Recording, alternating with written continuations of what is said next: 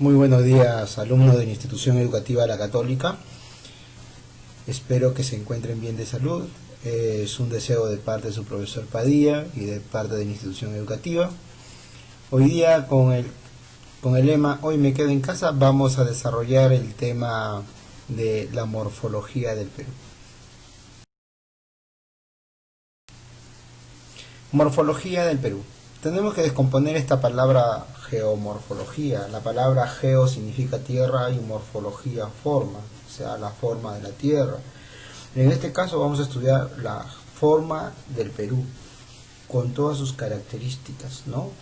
En primer lugar, el Perú forma parte de un continente sudamericano que es de toda América. Estamos en América del Sur, ocupando una extensión de 1.285.215,60 kilómetros cuadrados. Su conocimiento es muy importante, pues nos permite conocer la compleja estructura donde se encuentran los recursos naturales de que disponemos y sobre ella reposa nuestro espacio geográfico, en donde el hombre vive y realiza sus actividades económicas. La geomorfología del Perú es muy variada. Tenemos tres regiones naturales bien diferenciadas, que es la costa, la sierra y la selva, con sus características geomorfológicas muy independientes una de las otras. Factores de la formación del relieve peruano. ¿Cuáles son los factores que forman este relieve o cómo así se está formando este relieve? La geomorfología del territorio peruano tiene su origen en la acción de dos poderosas fuerzas. Una que son las fuerzas geológicas o tectónicas, que también se le conocen como fuerzas endógenas, ¿ya? Que provienen desde el interior de la tierra y forman el relieve peruano. Estas fuerzas que se desplazan la gravedad hacia arriba, ¿no? Van a formar lo que son las cordilleras debido al choque de dos placas tectónicas, ¿no? Dando origen también a lo que es las fosas marinas, etc. La cordillera de los Andes se forman por estas fuerzas tectónicas, como he dicho, las mesetas altoandinas, las estribaciones andinas, las depresiones que se encuentran debajo del nivel del mar, que vamos a hablar más adelante, y los volcanes, que son hechos que se desarrollan gracias a las fuerzas tectónicas y los famosos tablazos.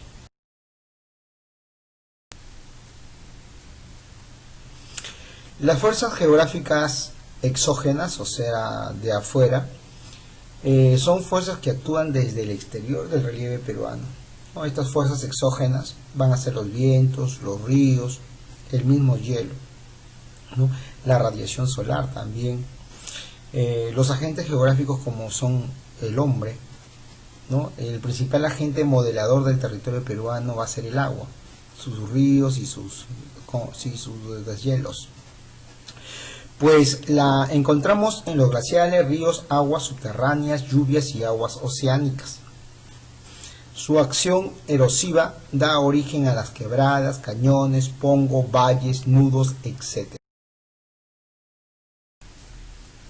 La geomorfología submarina. El fondo submarino presenta variados accidentes geográficos. Hay veces uno, porque lo ve el océano desde arriba, ¿no? Piensa que es plano, ¿no? Pero no, tiene varios accidentes geográficos dentro de las profundidades submarinas, en la cual encontramos la plataforma continental, el talud continental, las fosas marinas y la cordillera submarina o la dorsal de Nazca. La plataforma continental es llamada también el zócalo continental o zona nerítica. Es aquella área plana con ligero declive hacia el oeste. Se extiende desde la superficie del mar hasta una profundidad de 200 metros de profundidad. Presenta un relieve poco accidentado, zona donde se desarrolla la pesca y la explotación petrolera. Cuando nosotros decimos hasta los 200 metros de profundidad, es porque hasta ahí penetran los rayos solares y al ingresar los rayos solares permite allí la fotosíntesis, ¿no? La producción del fitoplancton, que posteriormente va a servir de alimento para los cardúmenes de los peces y para el zooplancton, ¿no? Entonces, hasta donde se penetran los rayos solares es propicia la pesca, una de las actividades principales que tiene el hombre. El talud continental es la zona que comienza de los 200 metros de profundidad hasta los 400 metros.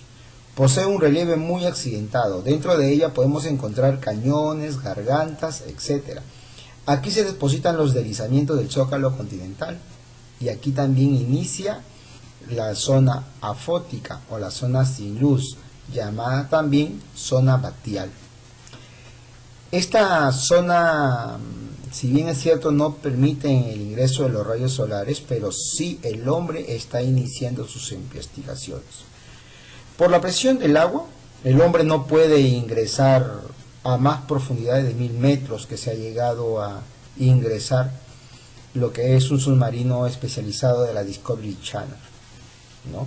Entonces, danos una idea nomás, mira, son hasta aquí el talud continental son 4000 metros de profundidad. Todavía no hablamos de las fosas marinas que superan los 6000 metros. Pero el hombre solamente ha llegado hasta los 1000 metros, nada más.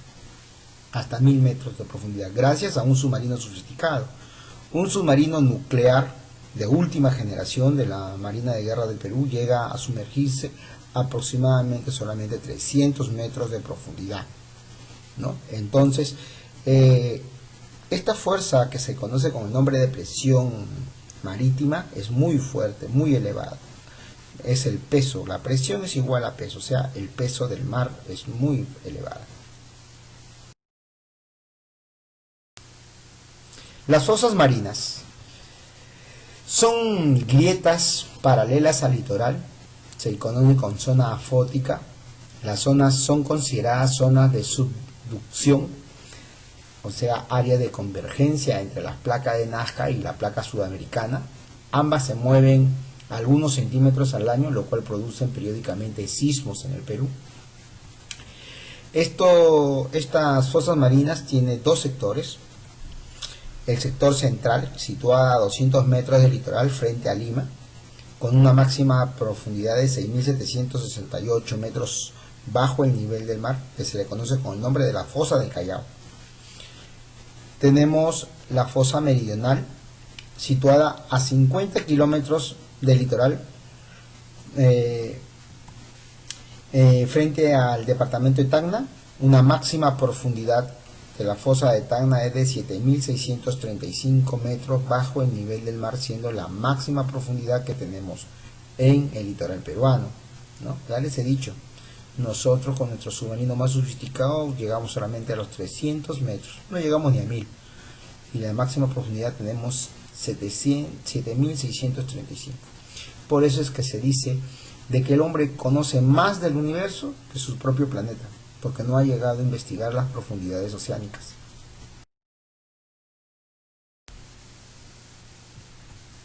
La cordillera submarina o la dorsal de Nazca. La cordillera submarina se ubica a 150 kilómetros de la costa en la costa de Ica. Interrumpe la continuidad de las fosas. Posee una longitud de 900 kilómetros, llegando hasta la isla de Pascua en Chile. Está en constante crecimiento debido a la actividad orogénica y hiperogénica. Con el paso de millones de años va a emerger a la superficie. La geomorfología de la costa.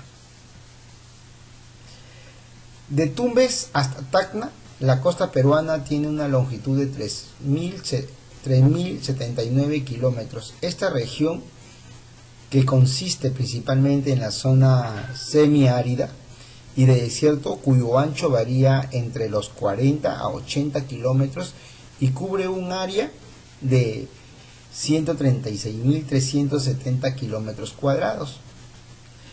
Sus accidentes geomorfológicos de la morfología de la costa, o sea, de nuestro territorio costeño, están compuestas por los valles, las pampas, desiertos, los tablazos, depresiones, estribaciones andinas y lomas.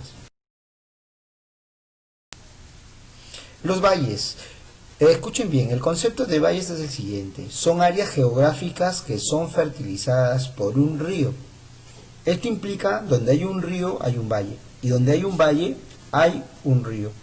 Existen tres tipos de valles: los valles interandinos, los valles de deyección y los valles encajonados. Cuando hablamos en la región costa existen los valles de deyección. ¿Qué significan valles de deyección? Normalmente cuando ustedes en el colegio le mandan a hacer en concurso de dibujo, lo primero que hacían, 2 cerros, un río en el centro y luego sus áreas verdes, actividades económicas como la agricultura, la ganadería, su casita, los arbolitos y todo. ¿Qué estaban haciendo ustedes construyendo, dibujando ahí? Un valle. Pero este tipo de valle que estaban construyendo al poner dos cerros al costado es un valle interandino. Un valle interandino. Sin embargo, cuando uno habla en la costa ya no hay cerros al costado, pero está la presencia del río, así como es el río Rímac, ¿no? que cruza todo lo que es el departamento de Lima y la capital de Lima. Pasando el cerro San Cristóbal, ya no existen cerros, ¿ya? Pero sigue la presencia del río ahí. Esta presencia del río que fertiliza todo este valle del Rímac se conoce con el nombre del valle, pero es un valle de deyección, ¿no? Los valles de deyección se encuentran ya casi en la desembocadura de los ríos hacia los océanos, pero el hecho de no tener cerros no significa que deja de ser un valle, ya que los valles interandinos lo vamos a ver que es de la región sierra, pero los valles costeños se llaman valles de deyección. Las depresiones son áreas geográficas que se encuentran debajo del nivel del mar, como es en el caso de la depresión de Sechura, que se encuentra, o también llamada la depresión de Bayobre, que se encuentra a menos 34 metros debajo del nivel del mar, ¿ya? Pero no significa que está inundado, sino que son áreas geográficas que están alejadas del mar, pero se encuentran debajo del nivel del mar. Las estribaciones andinas. Hay veces cuando ustedes que habitan en el distrito de Independencia, sus comunidades que son Tahuantinsuyo, Payet, se han dado cuenta que se encuentran en la falda de unos cerros y es una cadena de montañas. Esa cadena montañosa que nosotros observamos desde el colegio o en la que ustedes habitan, no van a poder decir que es una cordillera, pero sí es una prolongación de la cordillera de los Andes, a la cual se le conoce con el nombre de estribaciones andinas. Los desiertos. El concepto de desiertos es un área estéril, que así lo riegues no produce.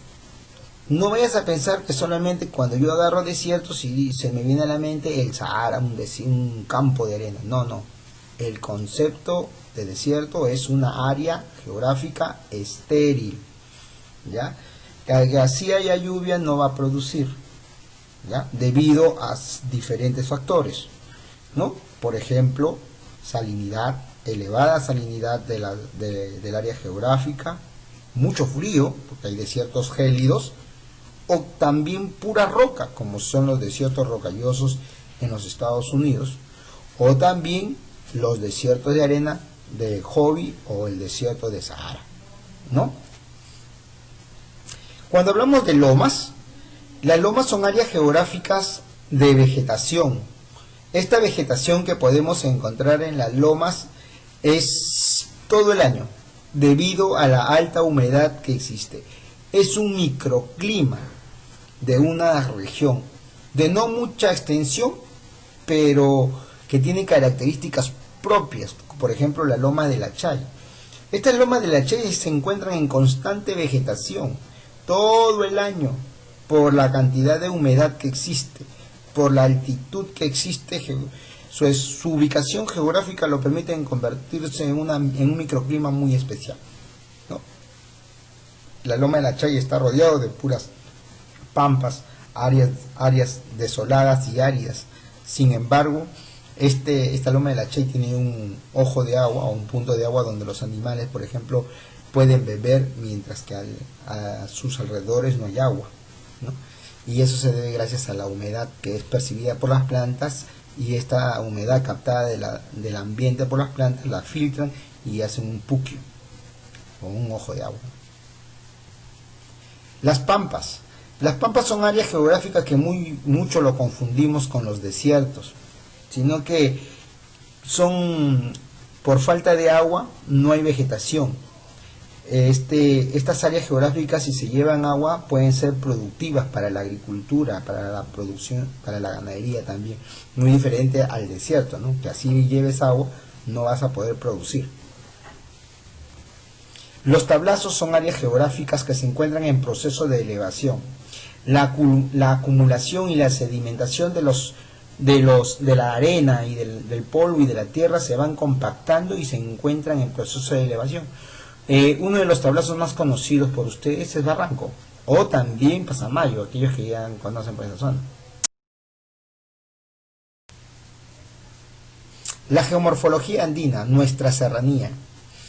La región andina está determinada por la presencia de la gigantesca cadena montañosa conocida como la Cordillera de los Andes, la cual se desplaza parte occidental de América del Sur, abarcando desde las islas de Trinidad y Tobago a 10 grados de latitud norte hasta las islas de la Tierra del Fuego con 55 grados de latitud sur en Chile, convirtiéndose la cordillera más larga del mundo.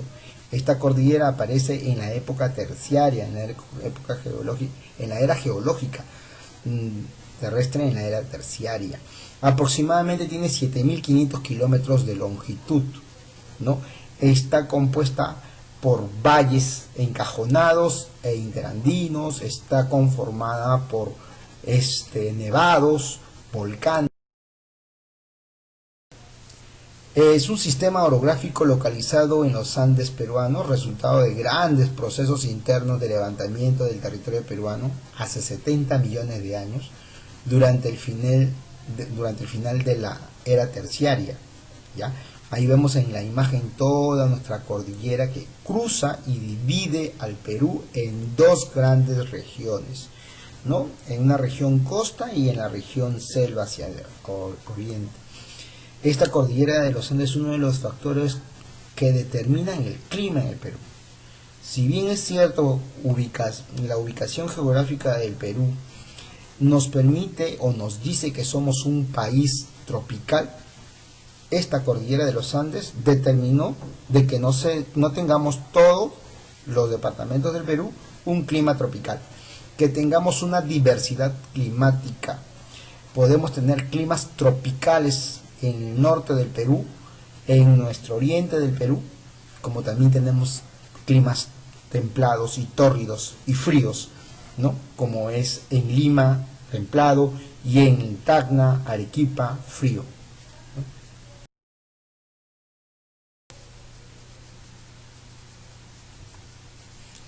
Los volcanes son conos rocosos por donde fluye el magma desde el interior de la Tierra. Estos volcanes tienen sus partes, como es el foco, la chimenea, ¿no? El cráter y el cono, ¿no? Los principales volcanes que encontramos en el Perú es el Coropuna, el Solimana, el Ampato, el Chachani, el más hermoso del Perú, que es el Misti, en Arequipa, el Tutupaca, el Ubinas, que recién ha estado en actividad en Tacna, el Pichu Pichu, el Sarasara, que se encuentra en Ayacucho, el Yucumani y el Tixani, ¿no? Ahí podemos ubicarles en el mapa estos volcanes. Valga la aclaración también que solamente son 5 departamentos del Perú que poseen volcanes, solamente 5 departamentos, no todos los departamentos tienen volcanes. Los únicos departamentos que poseen volcanes en el Perú van a ser el departamento de Tacna, Moquegua, Arequipa, Ayacucho y el Cusco, que van a ser los 5 departamentos con volcanes. Y una nota, aunque tú no lo creas, Lima tiene un volcán, y el Cerro San Cristóbal en una época fue un volcán, hoy es un volcán extinto, pero tengamos mucho cuidado. de que un volcán extinto puede entrar nuevamente en actividad. Así que, chicos, esa es una nota para ustedes. Los valles interandinos, lo voy a decir, son relieves longitudinales ubicados entre los Andes. Estos valles, que ya les he mencionado, el valle es un área geográfica fertilizada por un río, valga la redundancia de lo que he dicho anteriormente. Aquí vemos en esta imagen dos cerros y en el medio un río, formando un valle. Este valle se conoce como valle interandino cuando es la prolongación de dos cerros y al centro su río, como es en Chosica o Ampaní. Cuando nosotros nos vamos de viaje, de excursión, de paseo, ahí vemos un valle interandino. Pero sin embargo en esta imagen yo he tratado de mostrarle un valle encajonado. Se dan cuenta de que la ubicación en la que estamos viendo la imagen, estamos viendo cerros para todos lados. Si bajáramos a ese valle, a la orilla de ese río, nos estaríamos viendo rodeados de puros cerros. Y a ese tipo de valle andino se le conoce como valle encajonado. Entonces ya hemos visto valle de dirección en la costa, valle interandino en la región Yunga y valle encajonado ya en la región Quechua.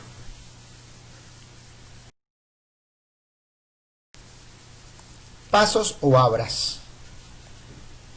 Son áreas donde se puede pasar de un lugar montañoso a otro a través de la abertura erosionada por un río. Miren, la cordillera de los Andes es una cadena de montañas, ¿no? Así como esta cadena de montaña, por ejemplo, que esta cordillera, las estribaciones andinas que nosotros hemos visto en sus casas, ¿no? En Tahuantinsuyo, en Payé. Ustedes saben que si cruzamos ese conjunto de cerros que se encuentran ahí, nos vamos a San Juan del Lurigancho, ¿sí? Pero tenemos que subir hasta la cima para volver a bajar y llegar al distrito de San Juan del Lurigancho. Pero ¿qué sucedería si tuviéramos entre toda esta cordillera interandina un paso, o sea, una abertura, que ya no sería necesario subir hasta la cima, sino por debajo nada más? Ese fenómeno existe y se le conoce como paso y abra. Ha sido erosionada por millones de años un río. Ese trabajo del río de ir erosionando, ha llegado a quebrar la cordillera de los Andes y a hacer una abertura. Y estos pasos o abras son importantes para las comunicaciones porque va a ser una vía de comunicación por donde van a construirse las carreteras que van a unir o hacia el otro lado de los Andes. Las mesetas son relieves altos y planos formados por las fuerzas geológicas, ¿no? Son altiplanicies también conocidas las mesetas. Entre las principales mesetas que conocemos nosotros es la meseta del Collao, la más importante, ¿no? ¿Quién no conoce la meseta del Collao? Siempre hemos estudiado la meseta del Collao gracias a la cultura tiahuanaco, ¿no? Y a su famosa cultura que tienen, ¿no? Su pasaje cultural que a ustedes les gusta, como bailar la saya, bailar caporales, ¿no? Que se van de frente hasta Puno, ¿no? Y sabemos que Puno es una altiplanicie, Puno es una meseta, pero hay otras mesetas también importantes en el Perú, como es la meseta de Bombón, ¿no? Que está en el departamento de Junín, ¿no? La meseta de Castrovirreyna en Huancavelica, que es la primera productora de ganado, ¿no? De alpaca, ¿no? Y vicuña, en las cuales se extrae la mejor lana de vicuña para el mundo, ¿no?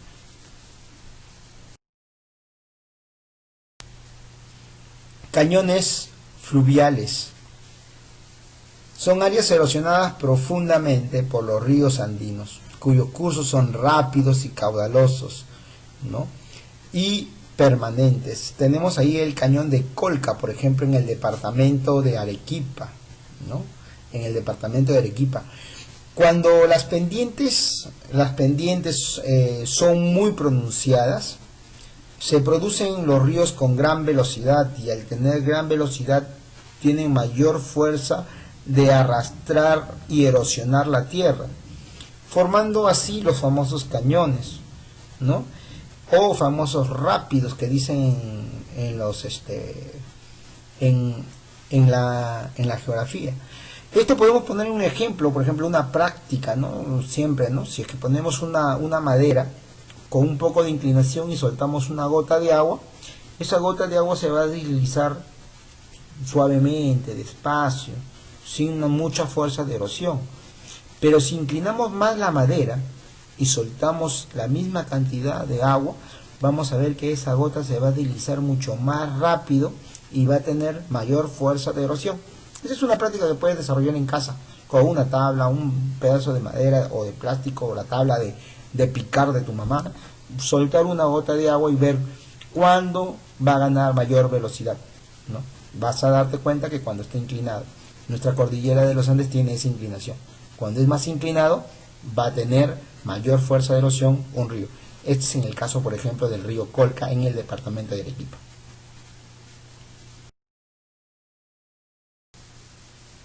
La geomorfología de la región amazónica, nos vamos al oriente, a la selva, ¿no? A la zona calurosa del Perú. En este mapa he puesto la zona amazónica de color verde, ¿no? Y un verde menos intenso es una selva alta, ¿no? Porque tenemos en cuenta que la selva pues se encuentra dividida en selva alta y selva baja, que son sus características climáticas muy diferentes y así como también sus características geomorfológicas. Bueno, se ubica en el lado oriental de nuestro territorio, ¿no? En el lado oriental también de la cordillera de los Andes, entre los 1000 metros sobre el nivel del mar hasta los 80 metros sobre el nivel del mar. Comprende el 59% de la superficie del territorio peruano, es la más grande. Se divide en dos, en la selva alta, llamada también Rupa Rupa, ¿no? Rupa Rupa, que significa caliente, caliente, ya de donde se le pone que es la zona calurosa del Perú. Se encuentra ubicada entre los 1000 a 400 metros sobre el nivel del mar. Predominantemente su territorio es muy accidentado, pero propicia para las viviendas y las ciudades principales que tiene nuestro departamento de Lore, de nuestra región de la selva. Y por último tenemos la selva baja, u Omagua, que significa pez de agua dulce, ¿ya? Que se encuentra entre los 400 metros a los 80 metros sobre el nivel del mar. Es más llana, es la zona más llana del Perú y es la forma parte de la llanura amazónica, en la cual también se están constantemente en inundaciones. Las cavernas son otras áreas geográficas que son características de la región de la selva.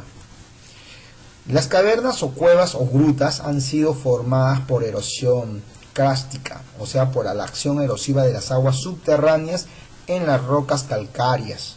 A la vez también,